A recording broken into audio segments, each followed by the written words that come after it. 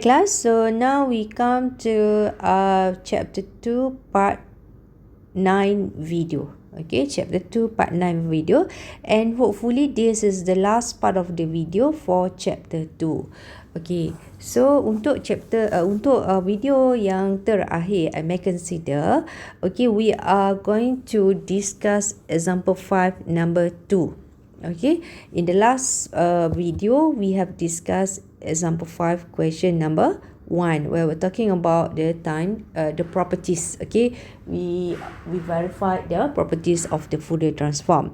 So untuk last kali ni kita akan cuba cari Fourier transform of the function. Okay, Fourier transform of the function. Given to you 3 questions kat sini. So maknanya secara ringkasnya kita nak cari Fourier transform of GT. Okay, so we know Fourier transform of GT would give us GF. Okay, Fourier transform of GT akan bagi kepada kita GF. It means that we change it, kita transform signal tu daripada time domain kepada frequency domain. So nak nampak beza G tu daripada huruf kecil jadilah huruf besar. And as what we have discussed in the previous videos, to find the Fourier transform there are 2 ways kan. Satu cara saya dah tunjuk sebelum ni, where we by definition of the Fourier transform. Maknanya you have to integrate untuk dapatkan GF ni kan. Knowing the GT, dia punya standard formula dia negative infinity to infinity GT e power of negative 2 pi JT. Okay, negative 2 pi JT dt. Okay, so this is one option. Dan cara kedua, where I think most of us favor the second method, where we're using tanpa perlu go to this process, tanpa perlu kita integrate, we may make use of the Fourier transform table. Okay, jadi untuk memudahkan you all lah, because sebelum ni pun kita dah pernah belajar Fourier transform dalam engineering maths tu kan. So untuk kali ni saya punya approach, I would prefer you to use the table. Okay, sebab ni sekiranya kita apply dah. Okay, kita apply apa yang kita belajar sebelum ni. So we just apply the Fourier transform table. So untuk apply the Fourier transform table ni, let's have a look. Kita buat dulu nombor A. Okay, we try first A, where GT ni diberi macam ni. GT they are divided into 3 parts. Okay, or kalau you nak tengok dalam bentuk graf, soalan ni dalam bentuk graf pun dia dah bagi dah. Macam ni lah rupa dia. Exponential. Apa ESP negative AT ni, dia sama je dengan macam ni. Negative AT pun AT ni satu kan, dia kata kan, macam tu je rupa dia.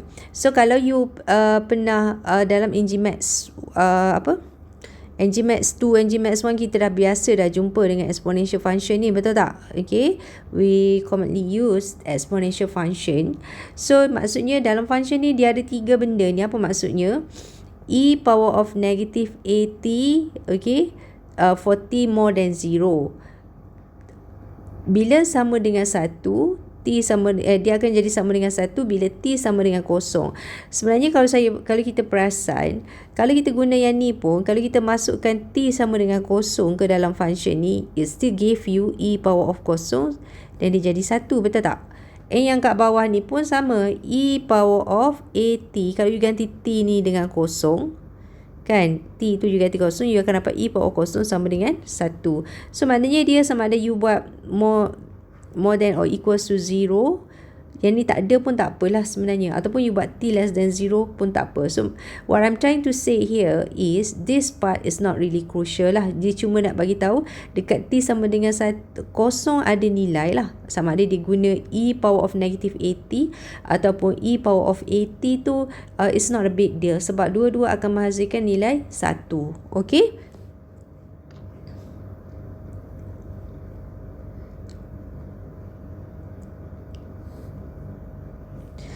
alright, so sekarang ni our concern is nak balik lah dekat table, sebab kita dah decide tadi we want to make use of the Fourier transform table. Kita nak selesaikan A. Cuba kita carilah kat dalam table tu. Saya cakap nombor 1 ni tak hirau yang ni. Cuba tengok ada tak function with e power of negative 80 dan e power of 80 lah. Maksudnya ni macam mana case dia kalau macam ni? Adakah kita akan perlu cari negative 8 e power of negative 80, e power of 80 satu-satu ke macam mana? Cuba kita tengok Alright, so this is the properties. Kat sini ada. Tak ada nampak bayang e kan? Ada, tapi tak macam yang kita ada. Yang ni ada, tapi dia darab dengan exponential is being multiplied with another function st. No. Alright. Okay, by the way, saya nak bagi tahu Fourier transform yang saya upload dalam nota sebelum ni dekat eLearn, saya baru perasan I've been missing this part. Okay, I've been missing this table. The first table yang sepatutnya ada dalam Fourier transform tak ada dalam nota kamu. Cuba you check kalau you ada dekat eLearn kan. So, I have updated the notes where I include the first table ni dalam Fourier transform. Sepatutnya kalau sebelum ni, version sebelum ni punya nota hanya ada 2 table je, yang ni dengan yang ni. Alright, so saya dah tambah satu lagi table kat sini dalam nota. So awak boleh carilah nanti dekat eLearn the latest notes, okay, where I have update with this table. Okay, so you kena ada semualah supaya lengkap nanti untuk you rujuk, because this Fourier transform kita akan guna lagi dalam next chapter 3. Jangan terkejut, tapi of course lah kita akan guna table completely. Alright, so kalau apa tadi kita nak cari e power of negative 80. Ni macam dah nampak kan? Tapi e power of negative 80 kat sini kita ada function ut tak? Okay, ada tak? Kita ada function tak ut? Kita tak ada kan? It's just a standalone function where we have negative e power of negative 80 and negative a power of 80. Betul? Okay, so maknanya yang ni tak boleh pakai juga sebab ada ut. Yang ni lagi tak boleh pakai sebab kat depan dia ada t, pasal ada ut pula kat belakang. Okay, this one looks similar, tapi apa beza dia? Yang ni dia adalah e power of negative a modulus t. Dia modulus t. Lepas tu ada option lain tak? Yang ni memang tak. Yang ni pun tak ada. Alright, so it means that the closest one is this one, e power of negative a modulus t. Okay, but is this the same as the question given to us? Okay, kat sini kita perlu bijak sikit lah. Alright, okay, so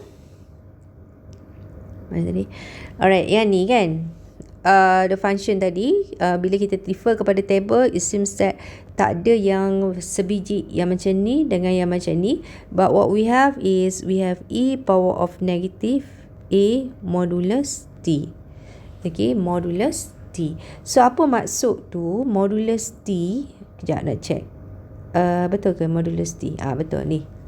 Negative, dia bukan a lah, dia diguna alpha kat sini. E power of negative alpha modulus t. That is the closest. Alpha dengan a, nak cari a juga tak? Tak boleh lah. So maknanya it doesn't matter. It's a matter of variable. Kita nak letak apa, nak letak p, q pun tak kisah sebenarnya. Alright, so kat sini how can we relate this with this?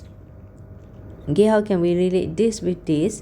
Sebenarnya kalau you tengok modulus t ni kan, modulus t ni, kalau kita belajar sebelum ni, okay, modulus t ni, kalau sebelum ni kita interpret dia macam mana modulus t? Kita kata t ni sama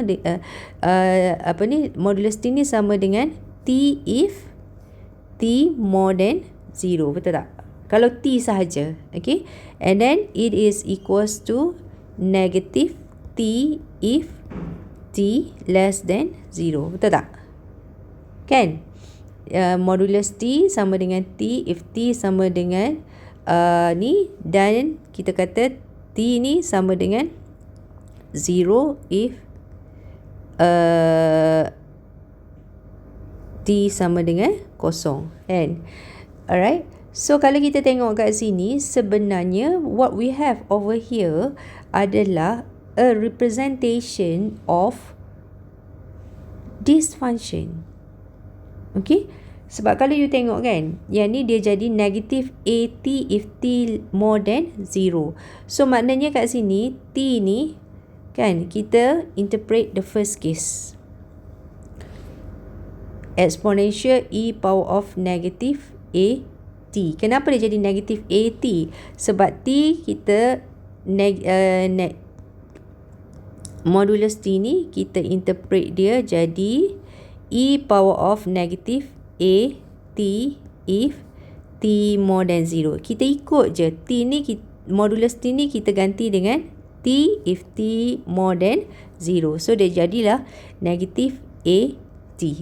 Yang kedua pula, dia jadi kosong if T is equals to 0. Maknanya kalau kita guna function yang kat atas tadi, kan, function yang kat atas tadi, kalau you ganti dengan kosong kat dalam ni, okay, you ganti kosong kat dalam ni, you akan dapat e power of kosong sama dengan berapa? T sama dengan kosong. Bila gantikan ke dalam modulus pun, you akan dapat e kuasa kosong, betul? Okay, e kuasa kosong, so dia bagi you 1, betul tak? If T sama dengan kosong. Dan yang terakhir sekali, negative A lambda T ni, kalau T ni adalah less than 0, kalau T ni less than 0, you akan ganti T ni dengan negative T, betul tak? Sorry, you akan ganti modulus T ni, you akan ganti this modulus T dengan negative T. So that's why dia akan jadi negative A, modulus T tu diganti dengan negative T. Negative A ganti dengan negative T, so you dapat e power of AT. Okay, e power of AT if T less than 0. Right? So daripada situlah, nampak tak? I have explained to you how this is actually, yang ni sebenarnya adalah e power of negative A modulus T. Okay, e power of negative A modulus T. Dan kalau tengok gambar ni pun, dia macam kita faham lah ni sebenarnya adalah something to do with modulus punya function, kan? Kalau yang ni macam ni kan graf dia. Okay, this is Y sama dengan modulus T. Ditebak, tapi yang ni negatif kan, kat depan dia ada negatif ni. Okay, ni dia ada negatif, so that's why dia jadi the other way round, and because of the exponential dia jadi melengkuk macam tu. So dipendekkan cerita, maksudnya soalan A ni, okay, the closest or memang sebenarnya soalan A ni adalah, kalau you betul-betul faham, this is actually equals to e power of negative A T. Okay, e power of negative A modulus T. Okay, so untuk T daripada negative infinity ke infinity. Okay, so daripada sini kita tahu soalan ni, maksudnya Fourier transform dia kita boleh directly using which table. Okay, which table? Yes, definitely. Kita boleh guna je terus yang ni sebagai jawapan dia. Macam tu je. So maknanya the Fourier transform for kalau dalam daripada table ni dia tulis e power of negative alpha modulus T. So it's equals to 2 alpha over alpha square tambah 2 pi f square. So cuma apa yang you perlu ganti adalah alpha ni je lah. For our case, alpha ni sama dengan apa dalam soalan? Okay, we do not have alpha here, but instead we have A. Betul? So, maknanya kat sini, Fourier transform of e power of negative A modulus T is equals to, okay, dia akan sama dengan, according to the table, dia akan jadi 2A per A square tambah 2 pi F square. Macam ni lah jawapan dia untuk A. Ni A. Okay, where this one is equals to the whole lot here. Alright? Okay, seterusnya B, soalan dia adalah GT sama dengan A sinc, okay, sinc 2 omega T. Okay, A sinc 2 omega T. Alright. Okay, so sekarang yang B ni kita tengok dia punya function adalah sinc 2 omega T. A ni apa? A ni is just a constant, betul tak? It's just a constant. So kita tak perlu sebenarnya untuk cari dia punya Fourier transform sebab dia hanyalah perkali kepada kita punya function GT. So what can you do is you may put out A. So we just have to find the Fourier transform of sinc 2 omega T. Alright, you just have to find the GT yang ni je lah, sinc 2 omega T. Now let's have a look at the table. Yang mana yang paling dekat? So apa dia punya keyword ni? Sinc, S-I-N-C-T. Dia dah, saya nampak dah ni. Tapi yang kita ada tadi adalah sinc apa? Sinc yang kita ada tadi adalah 2 omega T. Tak ada ni 2 omega T. Cuba cari yang lain, ada tak? Yang ke depan lagi, ini tak ada dah. Ada sinc T sama dengan rectangular F tu. Maknanya ni kan, maksudnya dia adalah macam ni dia punya gambar tu. Tu dia punya F. Alright, so dah tak ada sinc kat sini. Ni pun tak ada. So maknanya we have no choice. Memang yang ni lah kita punya yang kita akan guna. So tapi yang kita ada adalah 2 omega darab dengan T, where dalam table hanya ada sinc T. So macam mana? Adakah we can just simply add up 2 omega kat tepi T ni? This is what I'm going to discuss with you now. Okay, so kita tulis dulu, tak apa. Kita tulis dulu. Apa yang kita ada adalah GT sama dengan sinc T would give us GF sama dengan sinc, bukan sinc, rectangular F tu kan. Okay. Right, saya guna ni lah. Okay, dia guna sama dengan rectangular F. Right. Okay. So, isu dia sekarang, apa yang kita ada adalah 2 omega darab dengan T. But in the table, it's just have T. So, macam mana ni? Macam mana kita nak buat? Can we just apply? Sama je 2 omega T ke? T ke sama? No, it's different. Okay? So, at this condition lah yang mana maybe the Fourier properties would help. Okay? The Fourier properties would help. Cuba tengok dalam Fourier property linearity ni bukanlah, okay, yang tu kalau kita ada tambah ataupun tolak the functions kan. Scaling, if you have a look at this time scaling, okay, maknanya sekarang ni kita ada GT kita, okay, apa yang kita ada GT kita adalah asal GT kita dalam table adalah sinc T, betul?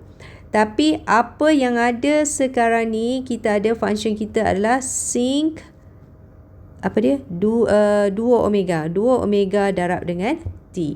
So maksudnya kat sini instead of T macam ni, kat dalam T ni kita ada perkali, which is 2 omega. So it seems that time scale ni somehow appropriate lah dengan apa yang kita nak buat sekarang. Maksudnya GAT ni AT ni adalah kita punya, A ni adalah perkali kepada T kan, GAT dia perkali kepada T, where for this case perkali kepada T kita adalah 2 omega. So it seems that now A ni sama dengan 2 omega. Faham tak? Okay, sebab dia adalah perkali kepada T, GAT. Kalau dalam table GT saja, perkali dia 1, GT sama dengan sinc T. Tapi yang ni dia kata G, kalau for the case where maksudnya for the case where perkali bagi T bukan 1, maknanya ada A, ada nilai A kat situ. Inilah cara dia macam mana kita nak cari dia punya Fourier transform based on this property. So maknanya kita kena modify sikit lah. For this case kita punya A kita adalah 2 omega. Okay, saya salin properties ni dekat dengan soalan kita, solution kita tadi. Okay, saya salin what we have, GAT is equal, dia punya Fourier transform dia, okey, dia bukan sama dengan dia punya Fourier transform dia adalah 1 per modulus. Tak apalah modulus ni. Modulus A, maknanya if the value is negative, you masih lagi buat dia positif. Tapi sekarang ni value memang positif kalau soalan kita tak ada negatif pun. Okey. G F per A. Macam ni dia punya cara dia. Dia punya properties dia. Okey. So sekarang ni based on ni kita ada GT sama dengan sinc T, GF sama dengan rectangular F. Okay. And then kita nak cari bukan sinc T, tapi kita nak cari sinc 2 omega T. So in this case kita tahu you may use this property by looking at this. Kita tahu A kita adalah sama dengan 2 omega. Betul tak? So maknanya kat sini Fourier transform of sinc 2 omega T is equals to, you may use this lah, 1 per modulus A. A kita adalah 2 omega, tak perlu letak modulus sebab both semua value adalah positif. GF per A ni adalah GF kita. Kalau GF kita akan dapat rectangular F. Kalau G2F dia jadi rectangular F, tu ganti je lah dengan 2F. But now kita ada GF per A. So kalau GF per A, so maknanya kat sini GF per A kita akan dapat dia adalah rectangular F per A. Faham? Rectangular F per A. So what is this A? A kita sama dengan 2 omega. So that's why kita akan dapat rectangular of F per 2 omega. Kita pun jawapan. Okay. And ingat soalan ni bukan sahaja ni. Ni maknanya ni jawapan ni. Yang ni adalah ni jawapan dia. Tapi asal dia darab dengan A kan. So the final answer is, okay, the final answer is apa dia? A per 2 omega F rectangular F per 2 omega.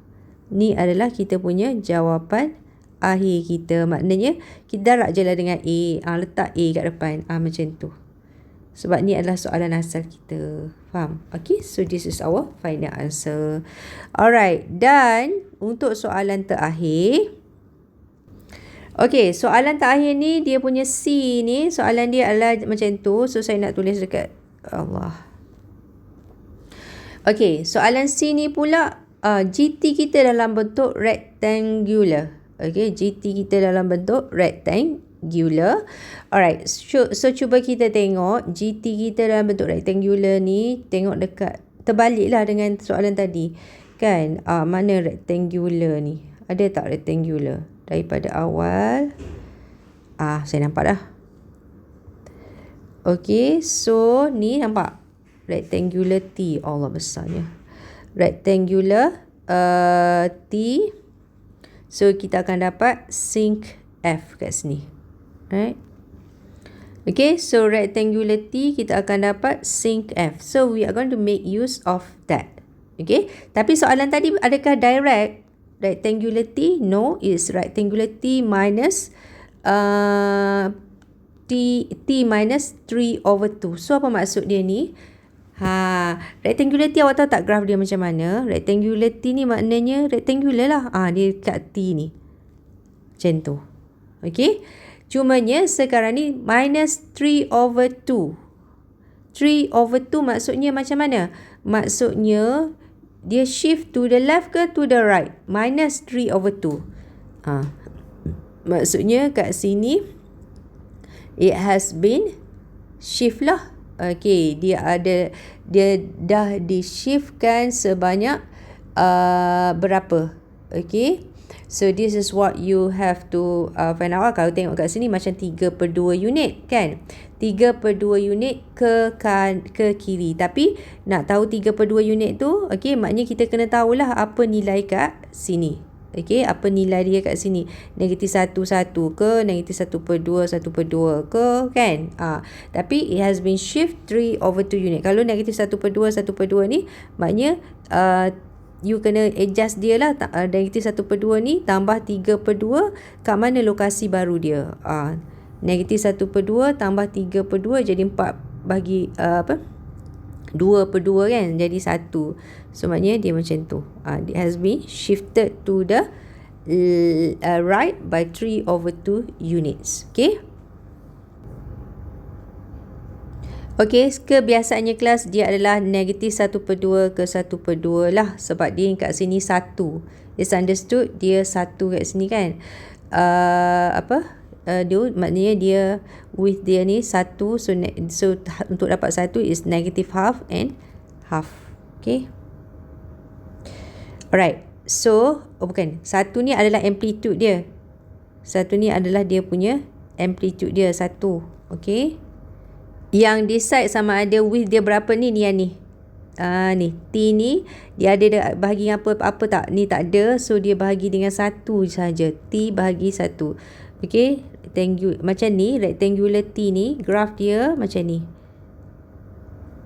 -half kepada half, sebab ni rectangular T. This is rectangular T, sebab bahagi ni adalah bahagi 1 je kat bawah ni. Width dia ni sama dengan 1. So untuk dapat 1 dan dia symmetry, of course dia akan jadi -half dan half kat sini. Okay. Alright.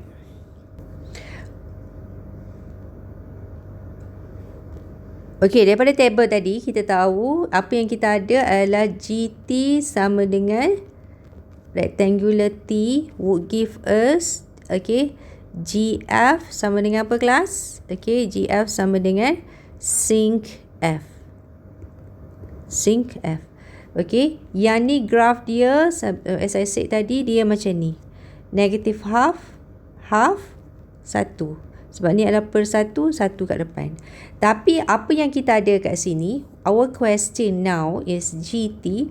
Betul, 1, tapi kita ada rectangular T ni dia shiftkan 3/2 unit ke depan. So maknanya kalau tengok graf kan, kita dah belajar adalah operation of the signals. Negatif 1/2 ni shiftkan ke kanan 3/2, dia akan berada di koordinat baru which is 1. 1/2 tambah 3/2 jadi 4/2 jadi 2. Dia akan berada di sini. Okey. Koordinat dia kat sini masih lagi 1 lah. Macam tu. Tiba-tiba jadi besar. Sebenarnya saiz dia sepatutnya sama 1. Okey. So this is our GT. Kita nak cari GF yang ni. So kita tahu daripada sini maknanya the signal has been shifted. Okay. So dalam table kita tak akan jumpa benda ni. T minus 3/2. Tapi kita tahu the signal has been shifted. So you may make use of the properties. Let's have the properties. Maknanya ni adalah time shifting. Dia di-shiftkan 3/2 unit dalam time domain. So let's have a look at the time shifting. Okay. Linear time scaling kita dah guna duality. C, time shifting. So sekarang ni nampak tak? Kita ada GT minus with T tolak T0. Ni adalah kita punya property for time shifting. Okay. So you may make use of this property. So maknanya daripada property tu dia kata, saya tulis kalau lain.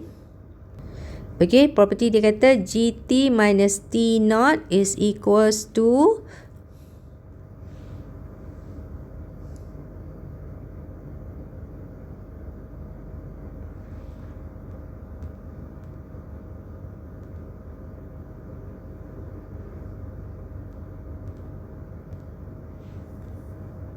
okay, GT minus T0 is equals to GF e power of, okay, negative J 2 pi F T0.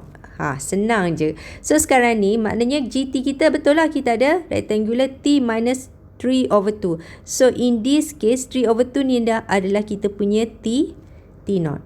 Kita tahu GT pi ni. So maknanya ni Sekarang ni adalah T minus T0.